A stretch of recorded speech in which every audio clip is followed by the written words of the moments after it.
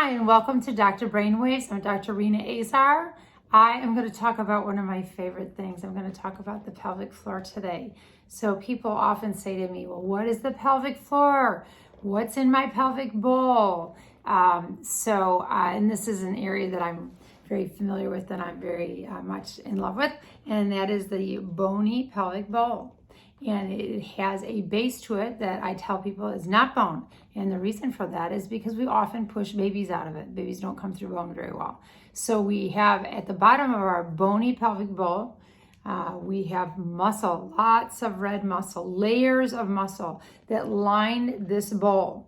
I think one of the best ways to give an analogy for the attachment of this muscle to the bone is to talk about raw chicken meat.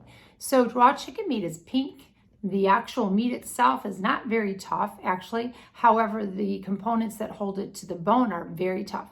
So the meat itself, the muscle itself, this pink stuff, has fascia, which are there's a white, firm coating around the muscle. And then the muscle is attached to the bone, even on the chicken, with ligaments, which is this firm, linear, connective tissue bands. And we all know, anybody who's handled chicken anyway knows that if you try to pull that meat off the bone, it is very, very tough to pull off the bone. And so you can see that the integrity and the strength of that support is really quite good. So this is the pelvic bowl. And when we are pregnant, the babies sit in here and put a lot of weight on this muscular floor, which is pretty bad for it, but unfortunately the next step of delivery is even worse for the pelvic floor. So those babies come on down out of this floor. In the meantime, they will push severely on organs like the bladder, which is here in front of the uterus, and the rectum, which is here behind the uterus. So we take this uterus out of here. You can see it's right next to these two really important areas.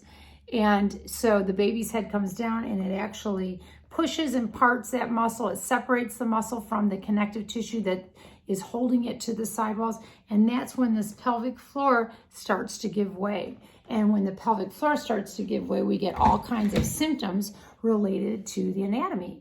So that is a basic overview of the pelvic floor. We'll be going over that some more in the context of symptoms that accompany damage to different parts of the pelvic floor. But hopefully that helps you to understand how we can do surgeries to repair the positioning of the muscles relative to the bones and provide support once again to pelvic floors that give way to baby damage.